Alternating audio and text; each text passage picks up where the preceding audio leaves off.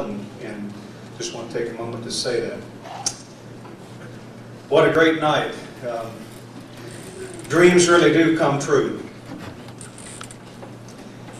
When Joe Chilberg came in 1992 with the idea of football, there were just a whole lot of people didn't think it would fly, myself being one of them. But I went that fall. We played a junior varsity schedule that fall of '92. Won 3 and lost 1. And Mike Elson and I went out to Davidson Academy to our first scrimmage, and I was hooked. I was hooked right then, and I just knew there's something special about this sport. And I just appreciate how it has brought our community together in such an incredible way. There's nothing like Friday night. Doesn't matter if it's down at the Den. I like the sign up here, Defend the Den. What a special place it is being down there. I also like when we go on the road, because we take such a great crowd on the road. But I just want to say a special thanks to Joe for his efforts in getting our program started. I'm so thankful for Coach Pack coming and taking the reins, and our coaching staff across the years, and the young men, the Guy Wallaces and the Eric Schilbergs and the Ty Jennings and all those guys who took their lumps early so that we could build, and so these guys could play on that field down there on December 1 in Murfreesboro. So this thing goes across a lot of years and a lot of sacrifice and commitment. And this is just a night of celebration. We've all got memories. I appreciate Guy Wallace, all the pictures you see at the tables. Just so many memories, and I'm not going to say much more. But one thing I want to say: whenever anybody comes up to me, still, a month and a half later, and talks about the season. And here's what I tell them. I say, the winning was great. Don't get me wrong. The winning was a lot of fun. Anybody that tells you different is lying. But I said, the thing that will always stand out to me about this team is the way these young men conducted themselves, the witness that they were for Christ, the way they upheld our school's name, the way they upheld your name individually, your family name. I will always be very indebted to these young men. My own personal memory is just one thing. Coach Pack, after the DCA game, a week later, got a call from a mom, a DCA parent. Said, "Coach, I just feel like I got to call you." Said, "My son plays for DCA." Said he got home the night after the game. Said the first words out of his mouth were, "Mom, that is the classiest bunch of guys I've ever competed against."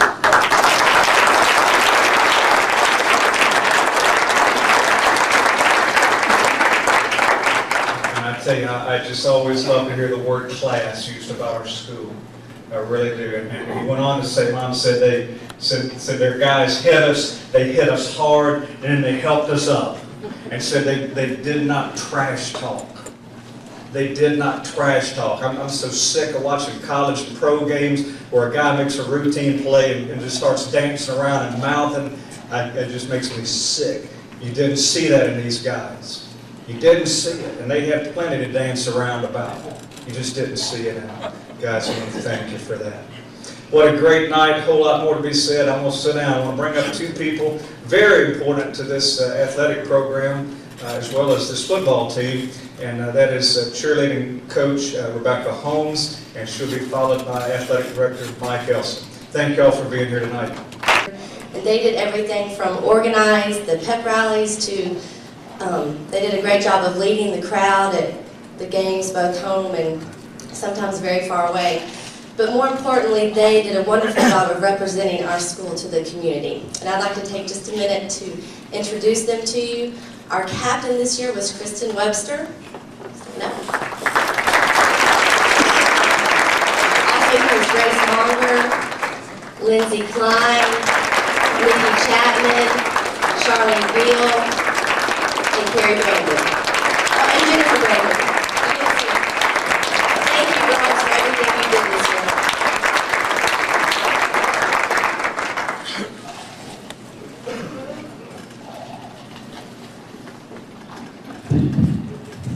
Proverbs 3, 5, and 6 says, "Trust in the Lord with all thine heart, lean not into thine own understanding. In all thy ways acknowledge Him, and He shall direct your paths." And I've thought about that verse often as we went throughout the season, then as the season passed and time has gone on.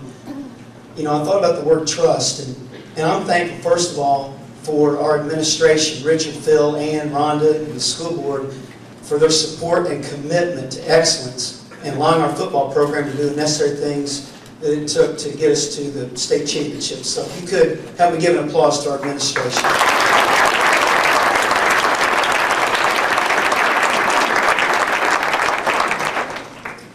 I've thought a lot, and as I look at David and Johnny and Brian and Steve and Rob, think of all the seniors and think about all the memories I have with you guys and how fortunate I feel to watch you grow up from elementary age on, and I'm thinking about the battles in PE that we had and the dreams that were started there, and certain tractors running over certain tents at different times in preseason middle school football, and just the memories go on and on. And I remember this class, and I remember talking to Cindy Chidsey, who now lives in Ohio, and I said, there's something special about this class. They're very competitive with one another, and I know they're tough to deal with right now, but one day they're going to grow in wisdom, and they're going to come together, and they're going to do something special. And so it's really neat to watch you guys. And you could tell from day one last year after the season ended that you guys were committed to do this thing and to do it right. I'm thankful for the way you've put God first in taking us to the state championship, and I'm thankful that we won the state championship, but I'm more thankful for the way that you handled yourselves and the way you dreamed about it, and that you carried or embraced the whole CPA community with you. And I want to say a special thanks to the coaches as well. You all, sometimes I can be kind of hard and demanding as far as trying to take care of these facilities and just managing the program. And in this, where we live, football's number one. And it seems to drive this community. And our coaches have so much class in the way they taught our guys and the way they handle themselves, and understanding what our school's about, understanding the mission, and carrying that into the Nashville community, and really into the state of Tennessee community. And I'm thankful for you guys as coaches. We have the greatest coaching staff in the world. I wouldn't trade you for anything. And I'm thankful that you give me the privilege and the honor to get to be part of you guys, and to get to be down there on Friday nights. It's such a treat, and to come down and practice. And I just can't thank you all enough. It's really a blessing to work with you godly, wise men. So thank you very much. Players, I don't know what else to say, but just thank you for the memories. Thank you for understanding and appreciating the past of CPA. You understood who you were carrying with you to that state championship. And that meant a lot to me being here all these years, that you honored those guys that helped grow this, or grew this program up. You understood what you were doing and who you were carrying with you. And I'm thankful for that. So I can't thank you enough. Thank you for letting me be part of this, and God bless all of you.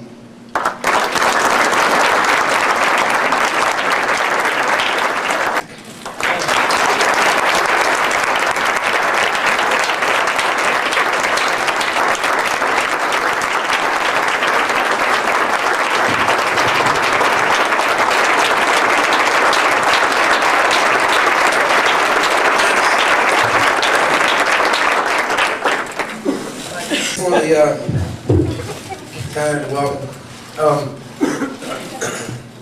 We'll start tonight about thank yous. We've got a video tonight that exceeds in length and magnitude and grandeur and honor everything we've had before, so I'm going to try to cut to the chase as quickly as I can, but I have a lot of thank yous and a few thoughts. First, I want to thank my wife, Ann, for being patient. I'm gone all the time in pursuit of this dream that we shared.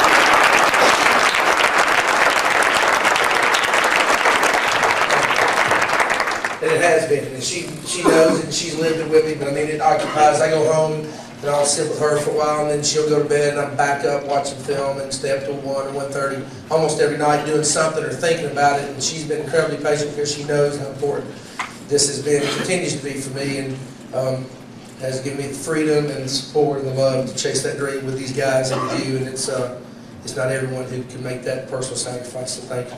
You're one in a billion. My mom is a tremendous CPA fan and a tremendous David Pack fan.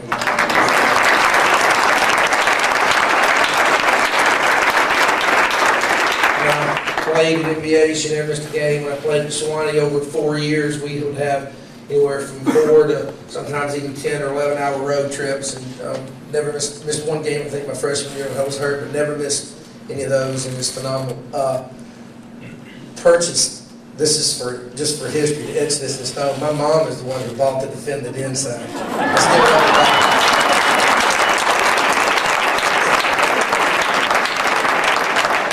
it. Sure was. I want to thank the other coaches' wives for also allowing their husbands to come together like we have and to share the same dream and have to spend the time it takes to do it, and for their sacrifices at home to allow their husbands to, again, share the same dream that we've all had and the time and effort that it takes. I also like to take this time at this point to also remind everyone that Steve Linger does not yet have a wife, and if you know anyone, he's our only eligible Lion coach, so we want to promote him whenever possible. I want to thank Richard and Mike for being so supportive of us. I know you see them on the sidelines. Some people probably wonder, people from other schools may wonder why they're down there. It's not because they're keeping an eye on things, it's because they're performing an administrative role. They're there because they love it. And they're there because they love our guys, and they're there because it's important to them, and it's for no other reason. And I knew that from day one. And when I first started coaching here, somebody said, "Does that make you nervous?" And I said, "No, because those are my friends." And when it comes Friday nights, it's not the headmaster, it's not the AD. Those are my friends standing with me in tough situations. And it's been a special thing to have them down there, and it wouldn't be the same without them. So thank you guys. And also for the uniforms we wear, the way we travel, the things we get to do, the special things we do for our players. These come through the authority of our headmaster and our athletic director, so thank you for all your support and letting these guys have the best of equipment, the best of travel accommodations, the best of everything there is. There's nowhere we go that anyone can say that they have more support in place than we have, so thank you to you guys for that. And I'll speak for the guys too. Our coaches, Coach Brothers, Coach Hayes, Coach Linger, Coach Wade, we all stand up please.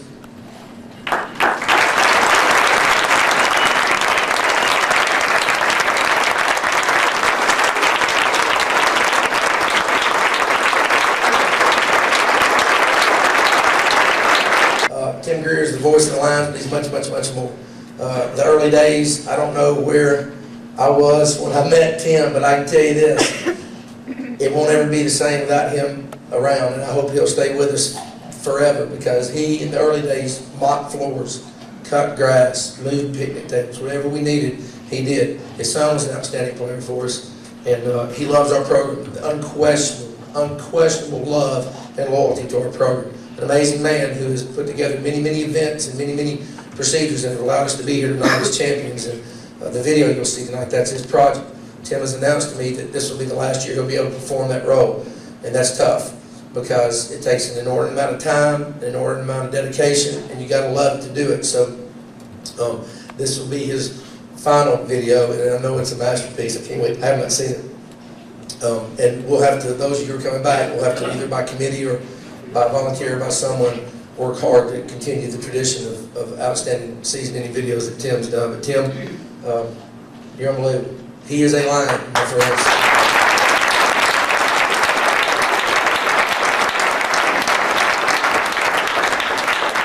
Jim Roberts, our statistician. Is Jim here tonight? Stand up, Jim. Ma'am, stand up, please.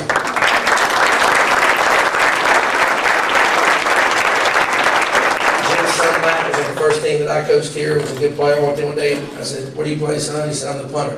And he's about a 200-pound guy and a great kid. And I said, "Well, that's not all you are anymore." And so we slung him in. He played 3 ways for us. He was a kicker. He played offense and defense and was a really good player. And Jim's continued in his role as official statistician.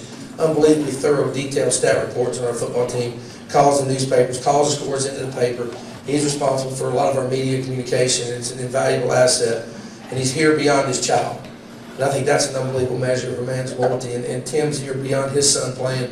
Although Stacy is still in school with us, he doesn't have a boy in the program, but it means no less to him now than it did when his son played. Jim sang, and I appreciate you guys like crazy. Ken Caps, Ken, if you'll stand up. Ken's the spotter, helped us with the stats. There he is. Anybody, now, I'm going to give a little vague games or varsity games, the down markers. Thank you for doing that. Also, tonight's prep crew, I'm not sure. I've heard names. I don't want to get into a list because I'll leave someone out. But to everyone who orchestrated tonight's event, the food, the setup, the decoration. I know Kendall Boggs jumped on the decorations. I heard that. First meeting down the driveway and had a cookout. And I looked at those pictures and brought back so many memories because we talked about the goal, the singular goal.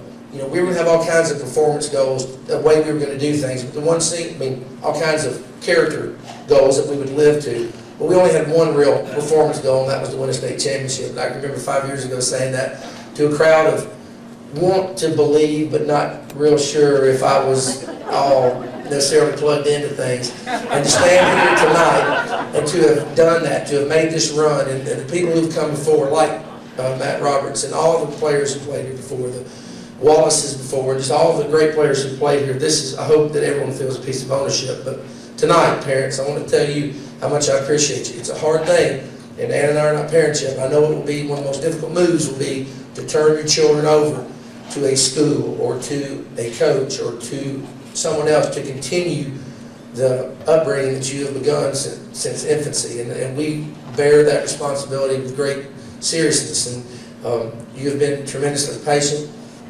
You've been trusting of us, and you have been loyal to our purpose and to us as people, and you've been tremendously supportive along the way.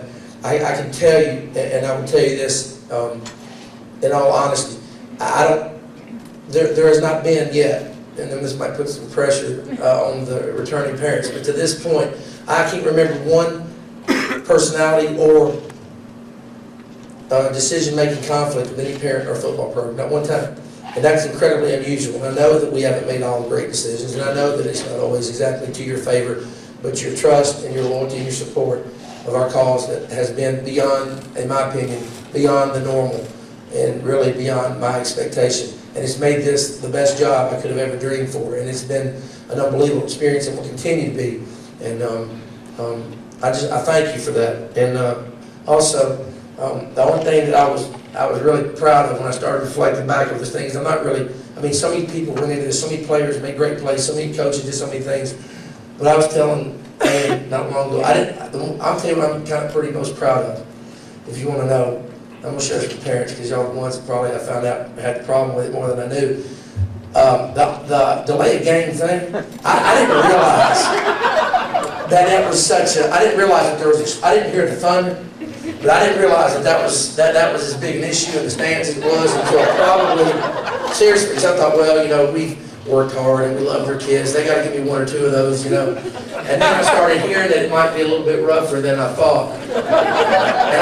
And I want you to know that from the time, and I talked to Ann and I said, do you think that there is? Well, I don't know, but it's, you can hear it up there.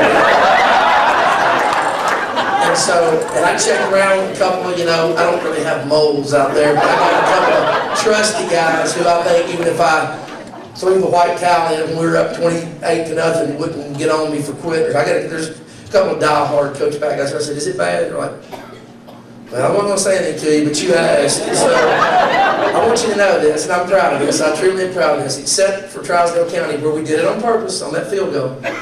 From the time that I figured out that was a point of consternation, a serious one, we never had another. You know what I mean?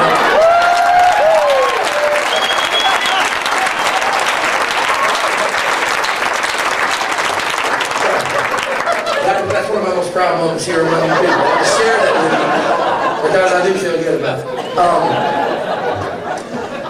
Also to parents, y'all do little things all the time. You don't know the witnesses. I think you do, but it continues the witness of cleaning up the stands when we travel. I mean, I met parents from Knoxville Webb who I ran into, who talked about our school, who talked about the impression that we made when we traveled to Webb. I want you to know, and for them to do that. And my wife would, I would, we can arrange this stuff, but I know Stacy was a little girl. My mom made sandwiches for Stacy when she was little. She played with my big sister. And I know Stacy's giving back to my mom by doing that. And that's Thank you. Unbelievable, really. And thank you for taking care of it. And also, Don Chapman. You hear Don? He's going to kill me for doing this. Don Chapman, that guy won't leave after a game until he's sure that there's nothing else that we have to do. You can't even hardly run off. Taking flags down, sweeping, whatever it is. The man is has a servant's heart, and yet he's a leader too. And so, just all the little things, brother. Thank you. Unbelievable. Unbelievable. And all kinds of things. The Highs made dinner for the seniors and the coaches one night out on the patio, and John Brewer helped with the tradition board. That was something that I asked him. He's an artisan, the guy can make stuff, so I went to him and we had this vision. Coach Brothers and I went to a Notre Dame game and we saw the board they hit, play like a champion today in Rudy. And we thought, you know, we need to get something at our school where we carry the tradition on, because the tradition is here now. And so, I'm going to hustle on. Is Mike Wall here? Yeah, Coach Wall coached our middle school. He helped Coach Brothers in the press box this year, and Coach Wade. Bill Butler. Bill, if you'll stand up.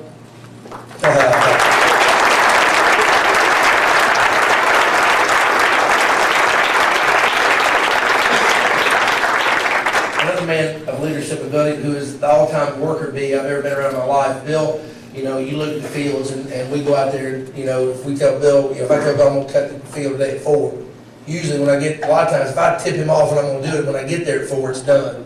And it's been done twice. It's better than I can do it. It's beautiful and it's incredible. And he just tries to take the burden off us, particularly when the season starts, of the field maintenance. He just helps where he can.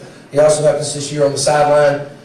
He's been to the Teal Sway. He coaches baseball, so he's certified with Teal Sway. He helped us this year chart plays and results, and that was a big help for us too. So appreciate your sideline help, Coach Butler, and also your year-round support and love and friendship. And not very many schools have a Bill Butler and a Tim Greer and a lot of you other people. And again, that's where we begin to separate, and that's a lot of the difference. So thank you.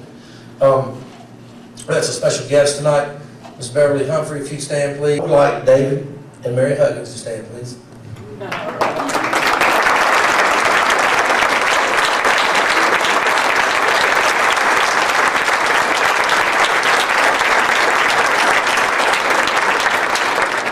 You start talking about CPA, you start talking about founding the school and founding the program, and you start talking about people who found things and began things that you're a part of, they take on great significance. But even more than that is that we talk about before every game, when Mr. Huggins pulls up, or before after the game, if we had talked before, we had a chance to talk before most games, or for sure before or after the games. And I tell you, it grounds me.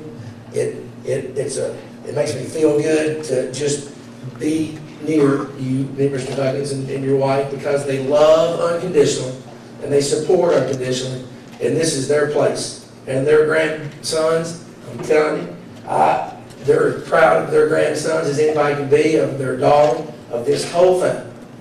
They are as proud of this as any of us have the capacity to be, and have as much to do with it as any of us in here do. And that's why you're special guests. Thank you.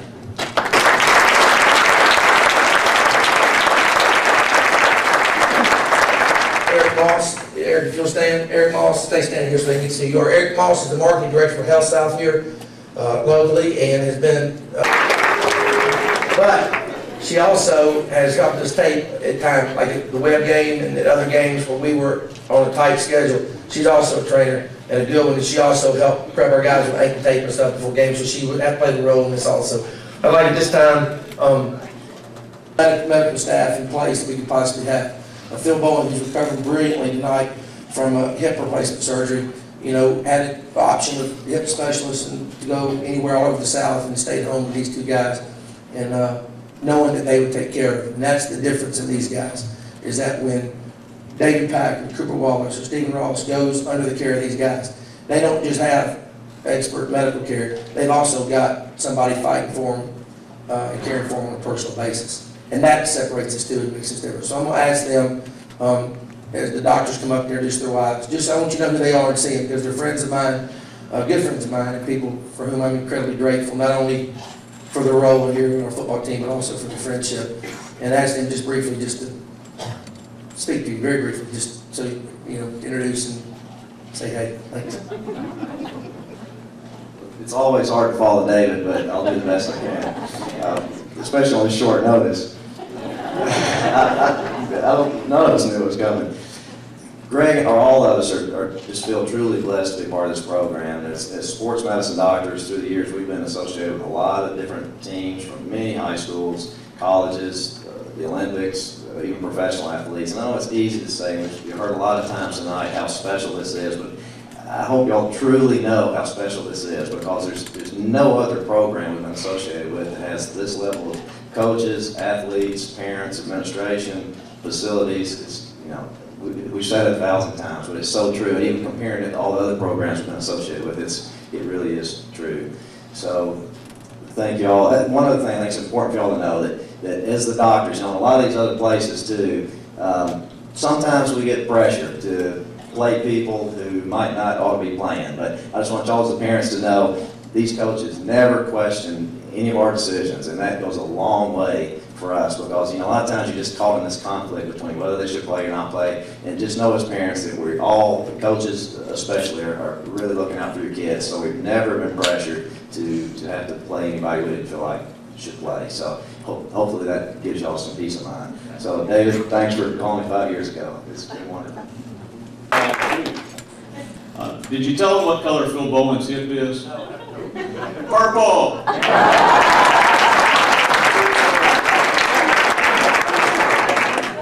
Well, Coach Pack said some really nice things about us, and from my standpoint, the treat is mine, the blessing is mine to be here.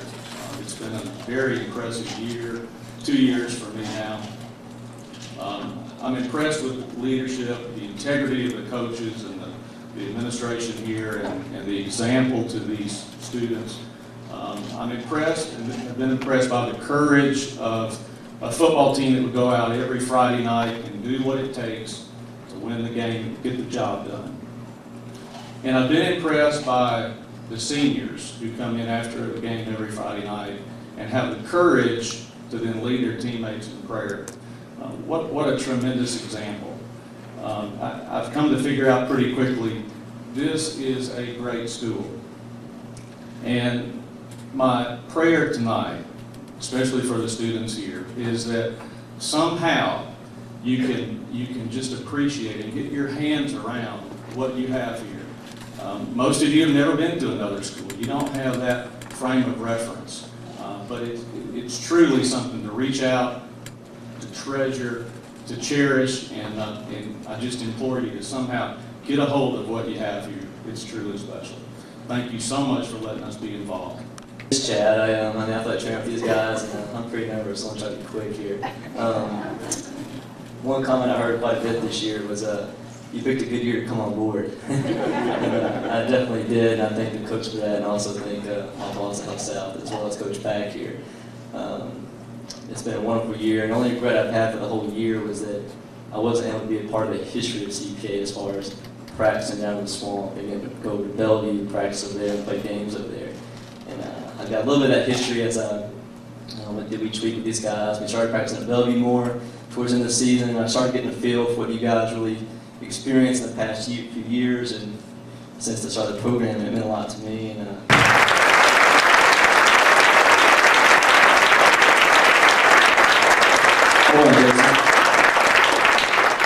here's one more thing for you. Kind of small, but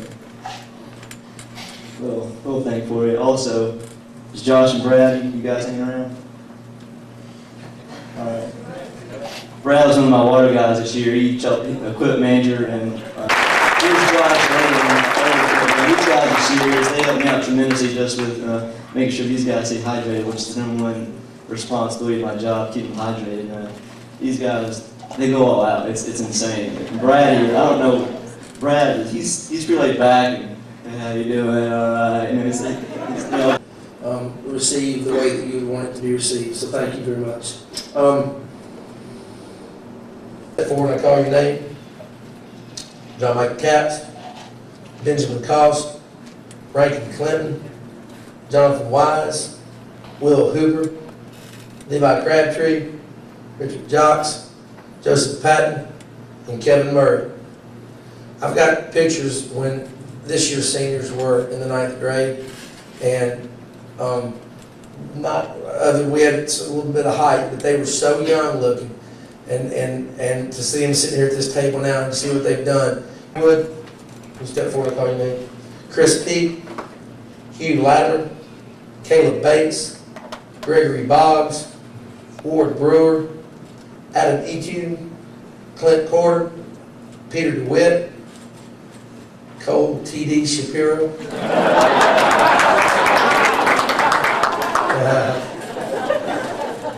Goose, step forward about it. Thanks, sir. Dan Williams, Robert Sykes, Ben Weber, and the big man, Adam Stone. These guys were critical this year. This class was critical. Some of them started. I guess we had probably 3, 4, maybe 5, even 6 starters here at some point in time, and some important backup people. And those who did not start or were involved as first backups were involved in the preparation for our football team by going against our starting guys. And these are the guys. As you look up here and you look at this class, each of these guys played an important role in our football team this season. And now they inherit the leadership roles from a class that is as gifted and developed themselves. Jackson and Heath Tips. You know, this class is the smallest class we had in number, that we'll have in number, but it is also a fiery, tough,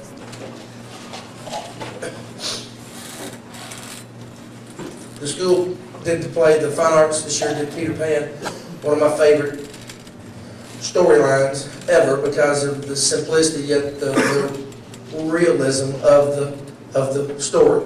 And the whole concept of not wanting to grow up and of things, wanting to keep things the same. The story opens up in the open paragraph where the mother's with a little girl and wishes that it could always be that way. But it can't always be that way. Time goes, things change, but there are groups that come through who leave their mark indelibly. And this is one. And there's no such place as grown up. They've heard me say this before, you know, when your parents say, grow up, or when you become a grown up. And we've talked to these guys about there is no such destination point as grown up. And there's nowhere you get where you can finally say you're grown up. And I can say personally, and I speak for the coaches here, you know, we as coaches have grown up, have grown through this with these guys. And this is going to be a tough graduation for me. And there have been tough ones in the past. But the shared experience with this group goes beyond anything that I've ever experienced in coaching. And rivals, if not defeats, anything I ever experienced as a player. It's been an awesome story. It's been an awesome ride.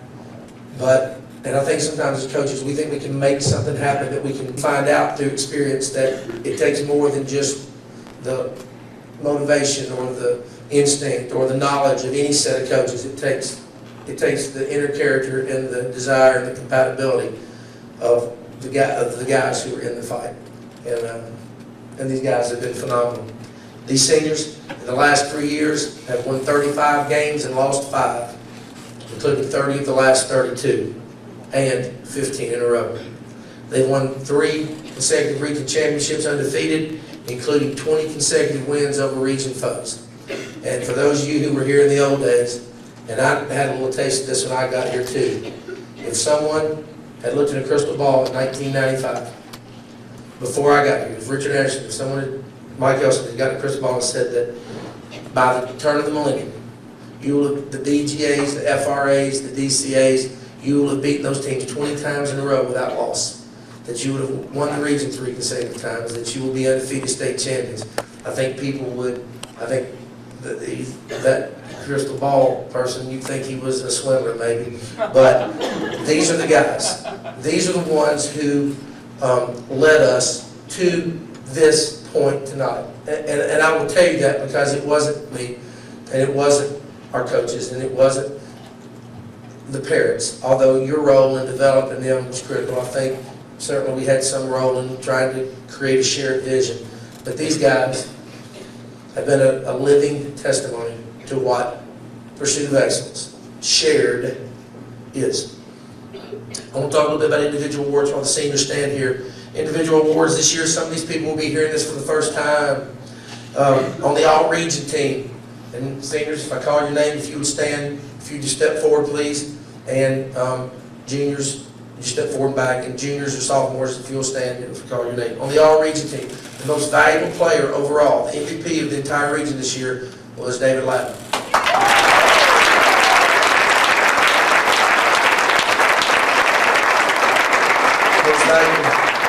Most valuable defensive player, Cooper Wallace.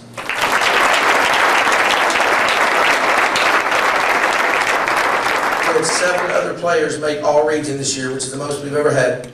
If you hold your applause to the end of these, please. At wide receiver, Brian Stone. Offensive tackle, James Porter. Offensive guard, Stephen Ross. Center, Scott Greenwood. Offensive tackle, Johnny Shields. Defensive lineman, Jonathan Farnsworth. And defensive end, Marcus Gill. Those are our first team all-region players.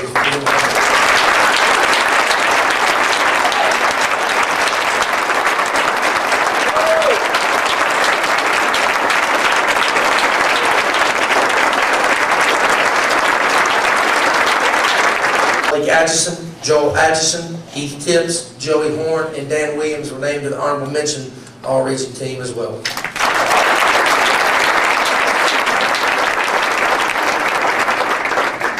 The National Tennessean normally gives all Mid-State by classification, single A all Mid-State, double A all Mid-State, triple A, 4A, 5A, but this year they chose, then they had a dream team, which was the best of the best. This year they elected to just eliminate the classification teams and only have an all Mid-State team, all schools. That's from west to the river and east to the Cumberland Plateau. So it's a lot of schools, 1A through 5A, including Division II schools.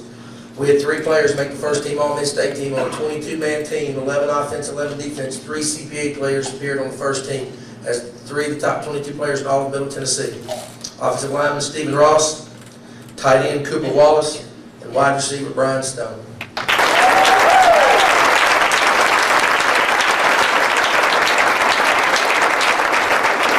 had the second team All-Mid-State, which comprises top 44, would be the top 44 players in all of Middle Tennessee. Again, you know, I don't know, it's probably over 100 schools. Defensive line Johnny Shields, offensive lineman James Porter, and running back David Latner.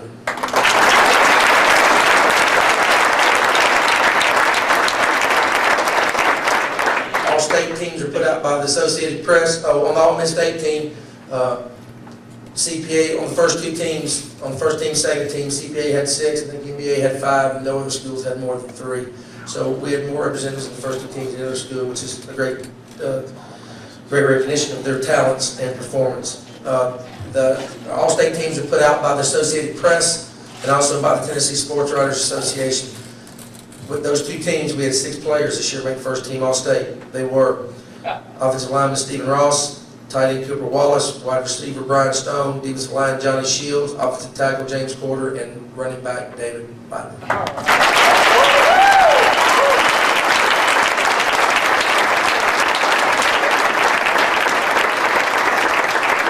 I'll leave the seniors up here for just a second. This season, briefly, and I won't go through game by game, but this season is a series of memories for us, of special little memories. We call them special events, special memories, and what I like to refer to as treasures that people cannot take from us. We went and played paintball together early, and we got another date for that sometime. We're supposed to go back, we're going to do it again, but we went and played paintball out in Triune, and that was an incredible day of competitive fun, togetherness, one that I know that none of them will forget. We went to Murfreesboro in an unbelievable scrimmage against Murfreesboro, Oakland, and Bradley County, 2 5A schools.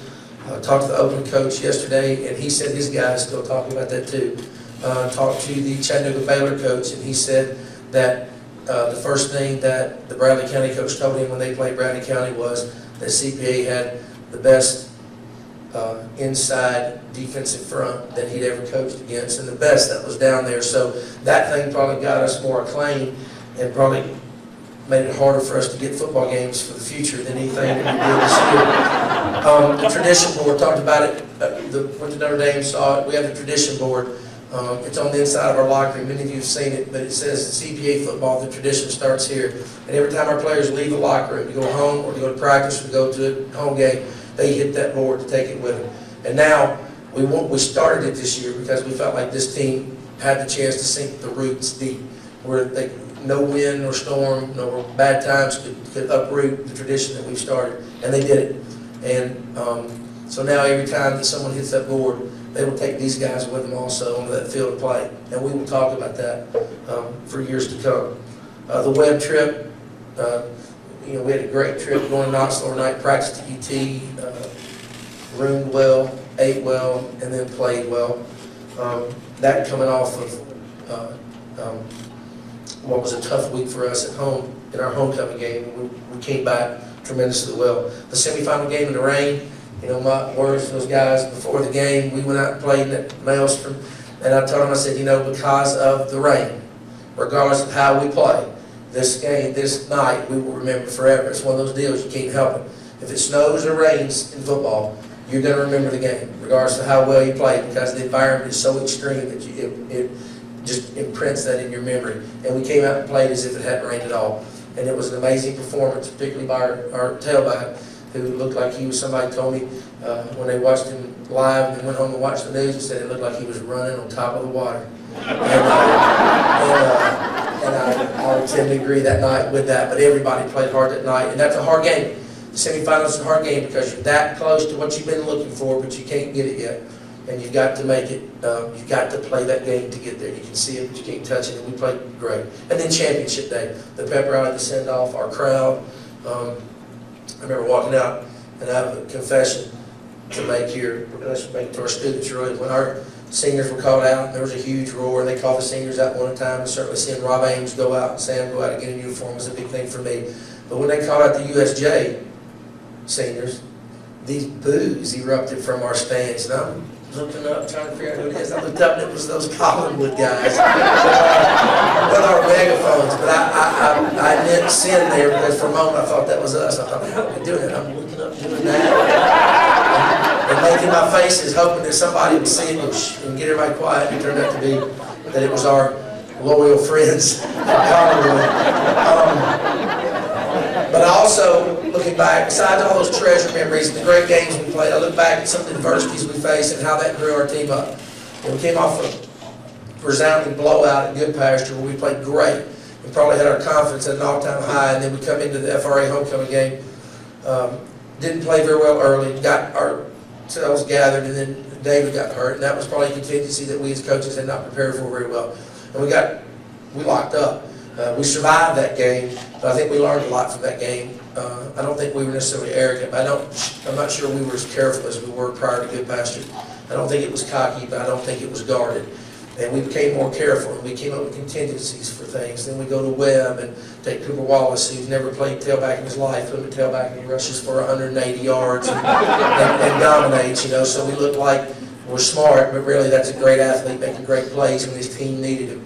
And certainly the week before the BGA game where we had some kids, and everybody knows about this, making some bad decisions. But there's a difference, and we never have had a chance to address this as a group. There's a difference to me when bad kids do bad things and when good kids make a bad decision. And this was clear-cut a case of good kids making a bad decision, and that happens. And that's going to happen. And I think as parents, you would be, as parents, Ann and I would be naive to think that our children would go through without making a poor decision that could cost them to some degree. How heavy a cost was it? I don't think it was very heavy when you think about life and eternity, but I think the result was of great weight. And our guys responded to that well. That group of guys met among themselves. They took it upon themselves to set new leadership direction. And, the burden they have, and I hope that these guys, I hope you will hear this in front of everyone, is this. I don't know what contract they made. I know they made a contract to hold each other accountable. For how long? I don't know. Was it the end of the season? Was it the end of the school year? Was it till they graduate? Was it for life till they're adults, 18, 21? I don't know what the pact was. But I know this. I'm pleased with the response to this point. And because of my faith in them, and because of my dependence on them as a football coach, but also as people, I'm set up for tremendous disappointment should it occur again. I must share that with the parents and the players right now. Should it happen again, I'll be hurt, because my faith in them now is stronger, and my respect for them stronger, because of the way they not only weathered it, because of the way they championed an adverse situation.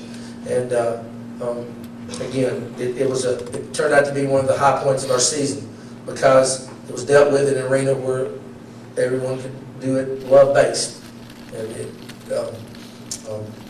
And those guys not only survived, but they thrived. And our football team against BGA, that's a very, very disruptive thing to have happen when you're coaching sports and a team. And we went in that BGA game and didn't play very well, but we weren't ourselves. At halftime, I know what changed my perspective. I had a friend have a seizure on the patio, and I never witnessed that before, but that was a pretty gruesome affair. And I didn't get to spend time with our team at the half, because I went out there with him, and Coach Brothers addressed the team as a whole, and the coaches took up our game plan and made adjustments when we came out the second half. And I'm telling you, that fourth quarter against BGA, unbelievable. And when David Ladden hits that pile line to put us up with however much time was left, and that place shook. I thought we were in the middle of an earthquake. The ground was shaking. Everything went crazy. It was unbelievable, and I will never, ever forget it. That week, the perspective of life over football, of doing the right thing over playing sports, all the things that went into that week, unbelievable. And to me, that was the catalyst, that was the catapult, that was the launching point for our championship run, was the BGA game. In the process of the FR game, the BGA game, we learned how to come from behind. We learned that if someone scored on us, it was okay. That if that we were going to be in adverse situations, but this team learned how to rise up. And the character of these men standing before you, in my opinion, was the difference between this team and possibly past teams that we've had before. And that's not to demean or diminish any of the things before, but this group learned from those groups. They witnessed those groups. They had role models of greatness, and they also learned from the mistakes of previous groups. But the difference is they listened. They listened to the pulse of other teams. They listened to the directives of their coaches, and they honored a unified purpose. And it's unbelievable. And I thank them many, many times for making little things important, for going ahead and being boyish about things, to dream dreams, to love little things, and to make little things special. And they did that. And they created the most special thing you can create in high school football, and that is a state championship. Seniors, I thank you. I'm not going to talk about each of them individually. I'm going to ask them at the end of the video to come up, and I've asked each of them, or some of them may not have known, but you'll have the time here to reflect, to come up for just a minute or two with a special thanks or a special memory, or just whatever you'd like to say to close your football playing careers here. And then I'll ask our captains, Johnny Shields and David Ladden, to close us in prayer, and then we'll be through. Before we go to our video, each year we only give one award. We don't give most improved or best tackler or strongest or all that kind of deal. We give one award every year. And this award is the Joe Chilbert Award. And I'll read to you from the inscription. The Joseph M. Chilbert Award. And I know you know Joe's history. Joe founded this football program with his vision. The Joseph M. Chilbert Award for dedication and loyalty to the football program at Christ Presbyterian Academy. This is a tough one. There was a point of time at which I considered not giving this award this year because the choice was difficult. But that's not how you build tradition. You don't back off tough situations because you don't have to make decisions. And it wasn't really, it was tough. Because how do you separate one from this group? And I look down through here and I see David Ladden, who took the role of captain as seriously as anyone I've ever seen take it. It was zeal. With James Porter, James Porter is a very dear person, and he knows that. We've been through a lot. I love that kid, and he's committed to us, and he's done what we asked him to do. And you got Sam McKinney, who loves this football team and program, who was hurt fairly frequently throughout his career, not able to participate for even a complete season, I don't think, for you, maybe early. But he loved it. And you got Austin High. Austin came to us for 1 year. And that, in essence, makes you ineligible for this award because this really is a 4-year award. But Austin came here. I taught Austin in 7th grade. He came here, and I know that my relationship with him was part of his draw. It was always been part of my draw to him and his family. And Brian Stone.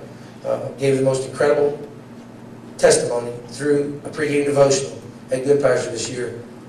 Mr. Anderson, Coach Ellison, unbelievable, because he basically confessed himself to his team and gave himself to his team and laid down any personal, everybody has personal goals and such, but he shifted his entire focus, 100% focus to our football team and to his brothers on the football team, and one of the greatest testimonies I've ever heard. Unbelievable. And Rob Ames, who fought his way and scratched his way and integrity to his way, that's not a verb, but you know what I mean, into a starting position on this football team. Unbelievable story. And then it's taken from him with an injury at DCA. But in his mind, it was taken from him at that moment. In my mind, nothing's taken from him. Because what he did, he did. What he earned. And really, this is a game of memories, and this whole thing's about memories and personal experience. And how could you do it better than Rob did it? That's what I told Rob that night, really. What would he do differently? What would he want to go back and do over again?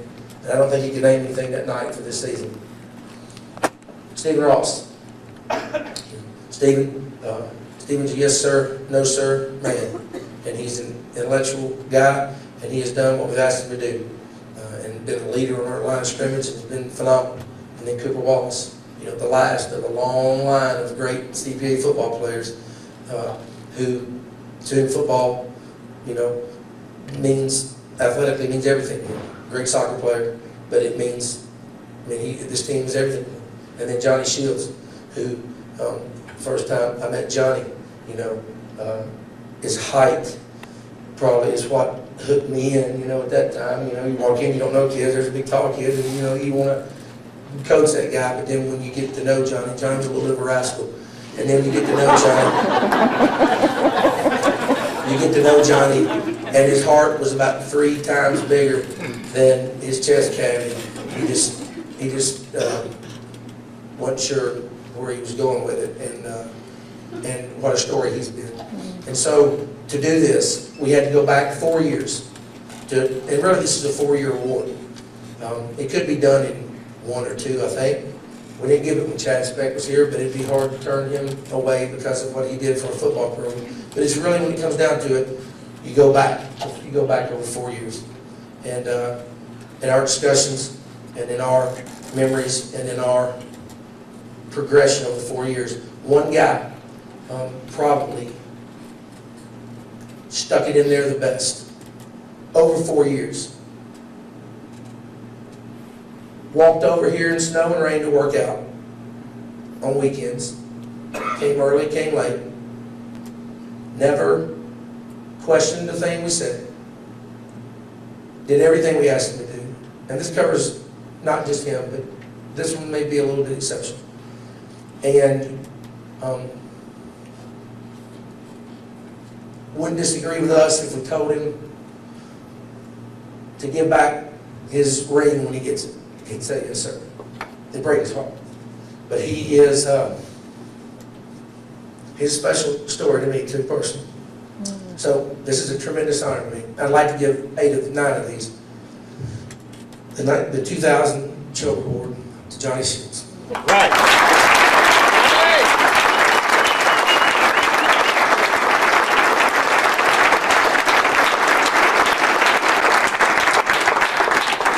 An award like that is harder to give when you worry about, to all you guys. I want you to know that's a tough decision. But when you go back to 1996, your 8th grade year, January, my first time I stepped on this campus. And you've all been phenomenal and great.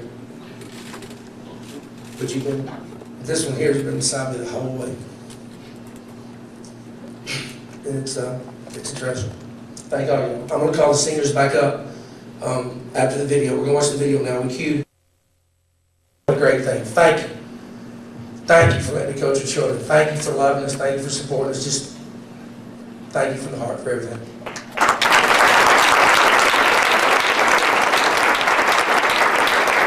As we get ready for our video, probably one thing we'll do is let everybody stand up and stretch their legs. They around it, might have a couple of them somewhere. But they are phenomenal. They do this for nothing. They do it for the love of their friends, for the love of our school and our team. So, thank you guys.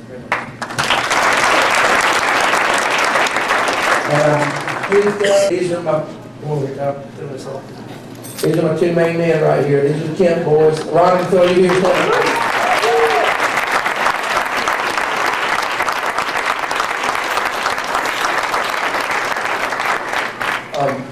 I'm real proud of these guys because they work like crazy. In every game, I bring them out and introduce them to the officials, and when we have our officials meet with the coaches, and I always meet with them and introduce them to the officials, and the officials around town know them. It got to where when the officials tell me they meet with each head coach, they come to me and say, "Coach, where are your ball boys?" And I call them over. They look over and they see them coming because they've been doing it for a while. And about 4 or 5 times this year, one of the officials would go, "Oh yeah, those guys are really good." And they know it. And they've got a reputation as being really efficient and really good. And they got to go up on the state championship game and do it on turf. And they've just been phenomenal. Tyler is retiring this year because he's going to be a Saint. And we got a little rule that if you're going to play for the Saints, you got to be a full-time Saint. So he'll be in the stands cheering for us right there playing after during our games on the practice field, get ready for his time. And Nolan will be back, right? All right, Nolan's coming back, and Marshall Elson, Coach Elson's son, will be our new ball crew member. And you guys have been great. And as a parting gift to Tyler, since he is not going to be on the ball crew anymore, this is an embossed ball. T.O. Slade gives each team an official game ball. We didn't play with it because we didn't want to mess it up, but it has the T.O. Slade logo emblazoned on it and the 2000 Blue Cross Bowl. Not only was it the 2000 Blue Cross Bowl, it was the first Blue Cross Bowl ever. And this was they gave us a couple of these as mementos or to play with. We chose not to play with them, but as a party gift, because he's been the best ball boy ever, I want to present this. I want to present this to Tyler, and when you get this, we'll give you something too, Chief. I want to present this Blue Cross Bowl championship game, official game ball to Tyler Kemp for his, how many years now? Is this your third? Was it third or was it two? Third? For his 3 years of service as the leader of our ball crew. Ladies and gentlemen.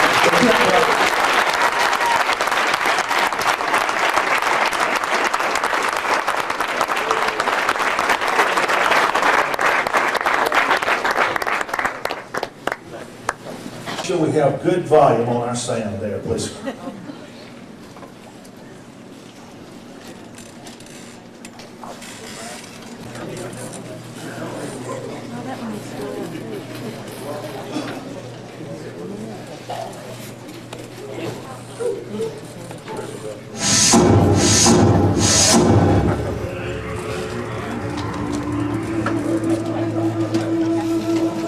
Thank this team, and thank you for this stone football forward that is sitting above my head because it represents not just a win, but it represents your victory in our lives. It's just that we pray.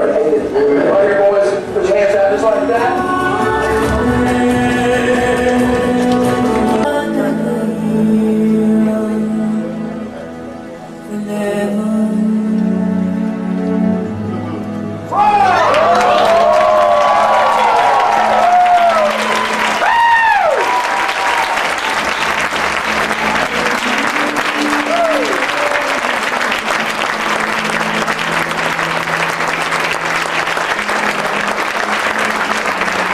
Grab the microphone off that podium.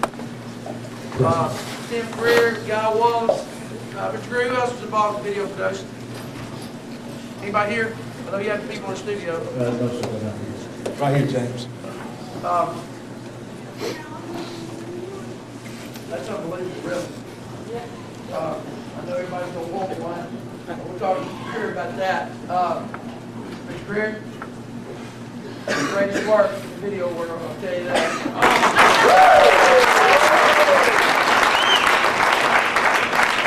I guess one of the best football memories I have, it's kind of humorous actually, it's probably one of the more coaching backfires I guess Coach Pat's had in a while. One day when, I don't know, I guess my blood sugar was doing something crazy and I don't know what was going on. I was having a really bad offensive practice period and I was letting Scott Greenwood get by me. And Coach Pack, in all his wisdom, put me at quarterback. Yeah, and anyway, you know, he kind of whispered Jake Robinson and Stephen Ross down there to, you know, let me have it, you know, when my back was turned, you know, taking the hike. And after I took the ball, I knew that, you know, Stephen was coming for me. And I knew where he was, and I was going like, maybe I can make this work. So what I did was, I spun out of this tackle and made a complete 20-yard pass to Joel, which I think he eventually spiked in the end zone. And I could see Coach Pack's hairline getting progressively grayer. But that's just like, it's just memories like that, you know, that you just take away from varsity football, just the small things and just the things that just make you a better person. And I know that out of the 4 years I've been at this program, that I have become a better person and a better man because of this staff and this program. And I owe it all to these guys. They're great.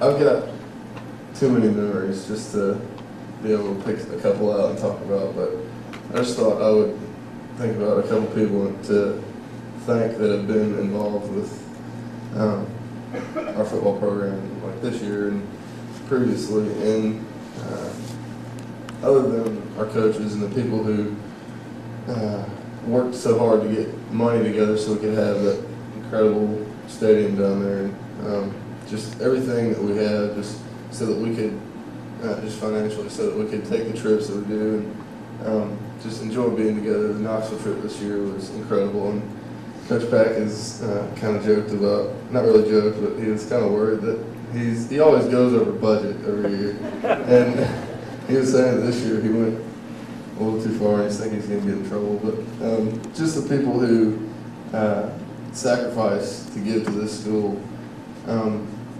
And like specifically, I was thinking of Coach Butler, just because all the time when we would come in and lift during the summer, you'd see him mowing the baseball field or just doing things around the campus just to work on it and try and make things better, and just sacrificing his time to do stuff for us. And this isn't just me, but when that field down there was getting built, and even now that it is built, we would, some of the players after school or whatever, would go down there and just kind of hang out and just look around at how incredible it all was. And just the hard work that went into giving us what we have is just incredible, and I've never seen anything like it anywhere.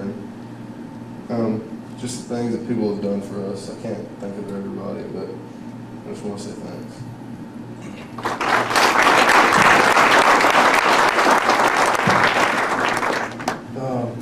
I guess, I mean, like Steve said, there's so much stuff that you could say about just the 4 years that we spent here together. And but I guess two things really come to mind. I guess they're both sort of involved with just sort of the last hurrah of everything. But the first one is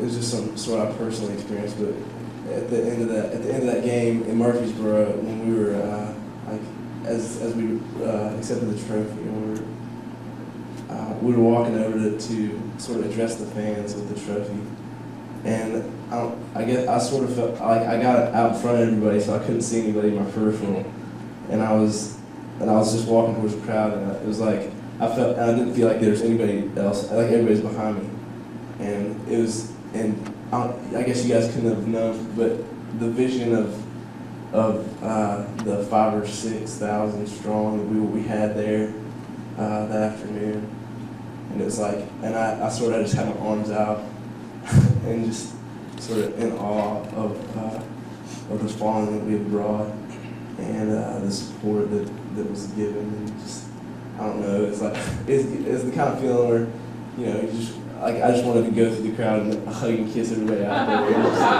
there. But, you know, it's just an overwhelming just love that was that was running through that place, and I know that the people that were there from other schools and institutions must have seen that same just bond and the bond that stood us together so tightly. And the second thing was on Thursday after USJ or after the USJ preparation week, the seniors, the coach was talking to us all and just told the seniors to go outside, and we sort of shared like the last moment together as a group, and we just looked out on the field together for one last time. Then we huddled up together. We all sort of put our arms around each other and prayed. And those are the things for us to get. One main thing to pick out, but one thing that stands out in my mind is my sophomore year at a scout team linebacker, and down at the swamp, and it was just always blistering hot, and we were just miserable. And we'd always get those little breaks, and Mr. Bone would come around with the water, and all the linemen would like line up, all the defensive linemen, they'd just get squirted down. And me and Brandon always just standing back there just like with our mouths open, and he'd come around to us and just be like, and there wouldn't be any water.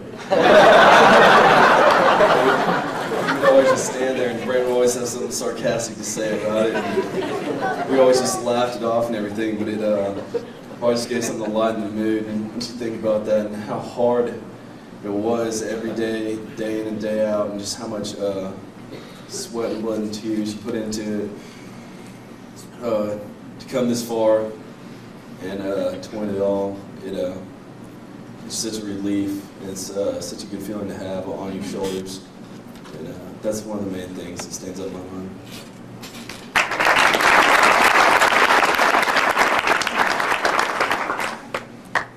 One big thing that stands out in my mind is how I had to take the long road to get my dream, and that was just to play and start on this team.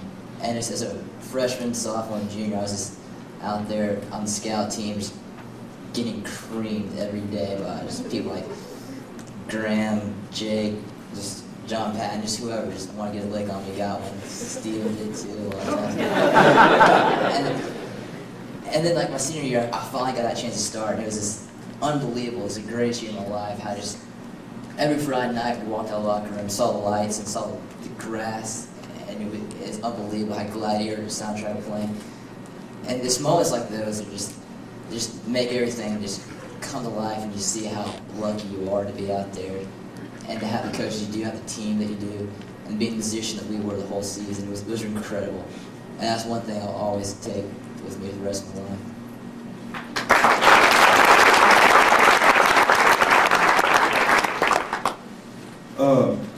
When I was thinking about it, and I knew we'd have to share some memories with half the team, but the thing was with me, the majority of my high school football career had been spent at another school, and so the memories were sort of different. But the thing is that when I was thinking about it and I was trying to figure out what it was I'd say, I was thinking about how the memories I had, although they're good and I'll always hold them close to my heart, those are what made the experiences here even better, because I sort of knew what it was like at a different school and at a different situation, and then I saw what it was like here, and it was great. Case in point is during 2 days. It was like at Brentwood Academy 2 days was the time where the seniors would haze the freshmen and the sophomores and stuff, and that was funny, but it built resentment between the two, I guess, the upperclassmen and the lowerclassmen. And here during 2 days, it was like everybody hung out together, everybody stayed together and had a good time and laughed, and that built the love that we have and the brotherhood that we have, and it's just stuff like that that has meant so much to me, and will continue to mean a lot to me, and the stuff that's just beautiful about this school and what everybody has here. So.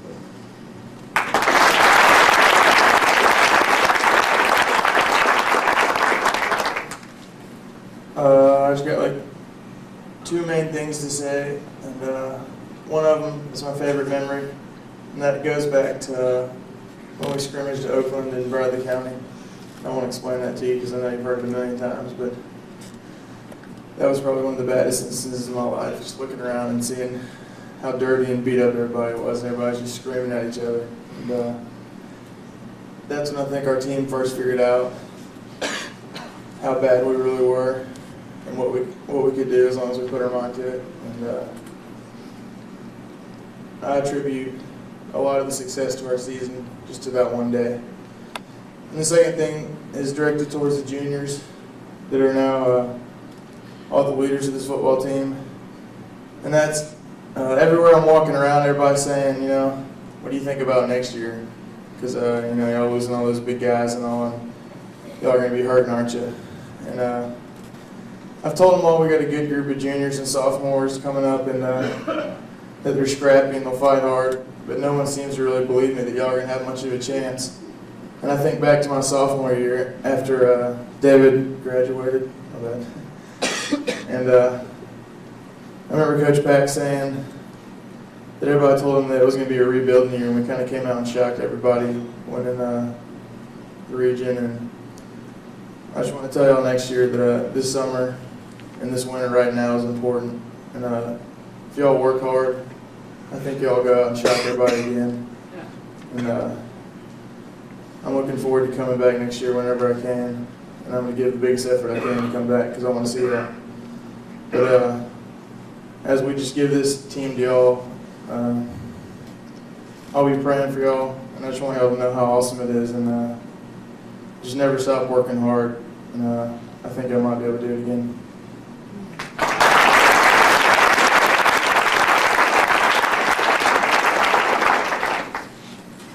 Like everybody else, I could sit up here for hours and just tell memory after memory, fun thing after fun thing, happy thing after happy thing, sad thing after sad thing, but I don't really want to talk about specific instances that were enjoyable, but I want to talk about probably what I should start by saying the most influential person in my life is my father, and then the second most influential person in my life is Coach Pack. And Coach Pack, you always hear him talk about how he always thanks all y'all for allowing y'all to entrust him with your kids. And Coach Pack, what Coach Pack's done is he's been he's been the perfect example of. I mean, all he's done is he's just furthered my father's teachings and further taught me, and just countless things. He's taught me. Coach Pack's taught me how to be a man, I think, and he's, I could just sit up here for hours and talk about all he's done for me. And I don't really. I remember back in 8th grade, I kind of thought about leaving CPA and didn't really like football that much. And he's who got me going, he got me playing, he got me loving it, and I think Coach Pack's taught me how to be a champion. He's taught me, I don't know, one of the things I don't think is very, one of the things, characteristics about Jesus Christ I don't think is very emphasized is just his toughness and his inability to accept anything but his best, which is defeat. And I think that a lot of times, I think a lot of times it's overlooked, and I think it's a shame too, because it's as important as Jesus' forgiving spirit, Jesus' his love and all that stuff. And Coach Pack's taught me how to be that. He's taught me how to not to complain, how not to quit, how not to give up, but to strive for nothing less than my best. And he's taught me what my best is. He's taught me, I could sit up here for hours really, and like I said on the video, it's been the four best months of my life, no doubt. And these 4 years have been, they've molded me into who I am, and they're going to mold me into the man I am. And for people who say football is not good, football is bad this, bad that, just laugh at them because they don't know what they're talking about. They've never experienced it. They have no idea, really. Sometimes I hear people say, Coach Pack's to this, Coach Pack's to that. And I've heard adults say that, and not out of disrespect. or not to disrespect them, but I've just laughed at them because they don't know. I've sweat, I've bled, I've laughed, I've cried, I've lived and died with Coach Back for 4 years, and I can't think of anybody he'll love more. And I mean, and the same thing goes for all these guys, you know.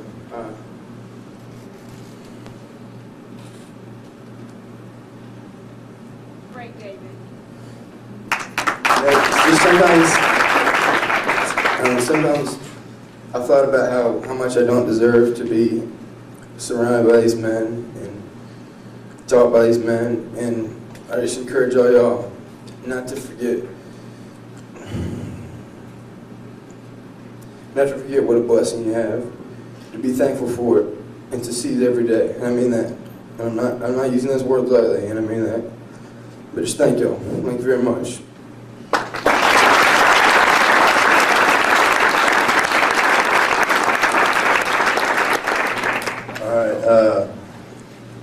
I remember last year when the seniors had to do this, as soon as I heard that they had to do it, you know, of course I started thinking right away, oh great, what am I going to do?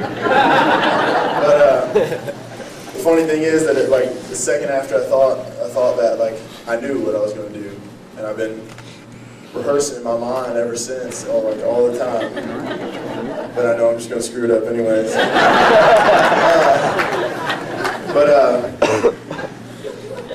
One thing, if we're at practice and there's one guy who on scout team or something like that that's just maybe one certain week he's really just going really hard and he's, you know, catching everybody's eye and he's just tearing up, and Coach always said that after practice, you know, we all huddle up and everything, and then Coach Pack will, you know, if he wants to, like, you know, give him some praise for that and like thank him for that, he always said, you know, I wanted to wait and thank you in front of everybody. So Coach wanted to wait and thank you in front of everybody. Something I've been like wanting to say for a long time now.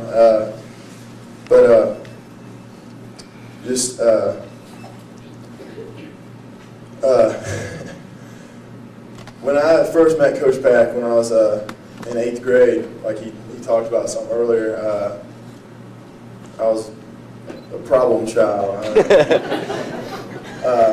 And not just in the like kind of like little kid problem child kind of way, like I really was into some bad stuff. And I really had like no direction in my life. I didn't care about sports, I didn't care about school, I didn't care about anything. I don't know what was going on. I had a lot of just bad stuff in my life, and I remember meeting Coach Pack, and through him being my teacher for a while, I just got to know him, and he's always talking to me and nice to me and everything, and then like I don't remember like really loving football that much when I played it in 8th grade and 7th grade and stuff, but after being around Coach Pack, I decided I did love football, and I hadn't even, it wasn't like I played to make me, like it wasn't like I started playing more, and I was like, oh wow, this is fun. It was just like, I could see how important it was to him, and I could just see him as a person. It was more than, it wasn't really even about the football. It was just about Coach Pack, and just, I could tell just what a great guy he was, and I knew I wanted him to respect me, and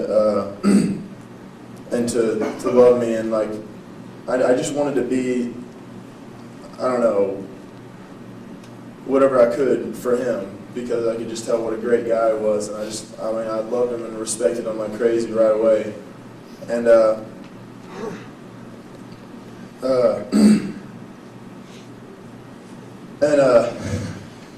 remember later on that year, we, in 8th grade still, we went to the Washington trip, and I got in some trouble there. And so I wasn't allowed to go anywhere unless the teacher was with me. So I got to, we went, I remember we went to the mall, this big, gigantic mall. We had like forever to do nothing. So Coach Pack was like, teacher guy to hang out with. So we just hung out all day in the mall, and I think that's really when it, I mean, I'd always respected him and stuff, but that's when I was just like, you know, this guy's fun, and he's not just like a guy that you respect and like almost fear, but he's like a friend. He's a cool guy. He's fun to hang out with and just to have fun with. And so like I got to know him then, and I remember part of my punishment was that I had to get spanked by Coach Pat. And even though that was incredibly scary, I wouldn't want anybody else to do it except for him. Just because, I knew that he was the reason. He didn't even have to like spank me or anything. That would scare me from getting into trouble more. I just remember talking to him about what I'd done and stuff, and I didn't want to do it anymore, just for him. Now they could have not punished me at all. I wouldn't have cared because I could see that he, you know, that he wasn't about that kind of stuff, and he knew that was wrong, and he showed me that, and that's what made me not want to do it anymore. It's just for him, and I wanted, because again, I wanted him to respect me and everything, and just to be anything that he wanted me to be. And there's just, I don't know, I can't express like how, I mean, it just, after that and through starting football, and he showed me what football can mean to you, and that you could put that in your life, and that, I mean, that's what gave me direction in my life. Like I was going nowhere. I wasn't going nowhere. I was going like downhill, like to bad things. Like I don't know where I'd be today if Coach Pack hadn't come into my life and brought football and showed me something that I could work for, and a reason to not do the bad things that I wanted to do, and to keep my grades up, and to just be a good guy.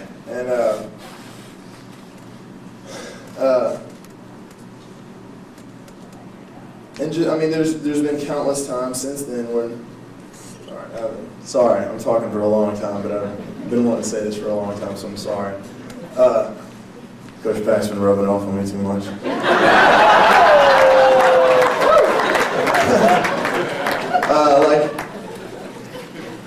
I guess it came to freshman year, and it was towards the end of the year, and then I got in a little more trouble, which I guess I just had a little bit of that left in me to get out. But again, I didn't care about the punishment or anything like that. I just remember seeing Coach Pack for the first time after I'd gotten caught and stuff, and I could see like the disappointment in his face, and that's what killed me the most. But it wasn't like. But then he came and talked to me, and he was completely loving towards me, and it was just like, hey, it's okay, like I still love you and everything, and this isn't going to change us at all, or this isn't going to affect anything. But if that happens again, it will. So it didn't. But I mean, I can't express like what he has meant to my life. There's been countless times where you could just see he'd see me after like a basketball game or something, and he could see I was upset, and he'd ask me what was going on, and I'd tell him that I was upset, and he'd bring me into his office, and we'd talk for a while and work it out, and he'd talk to me about what I needed to do and stuff, and he's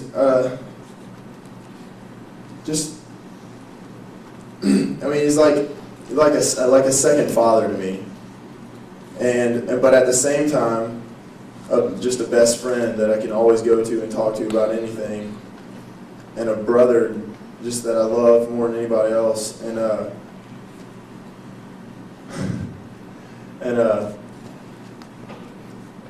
don't know, just thank you, Coach Pack.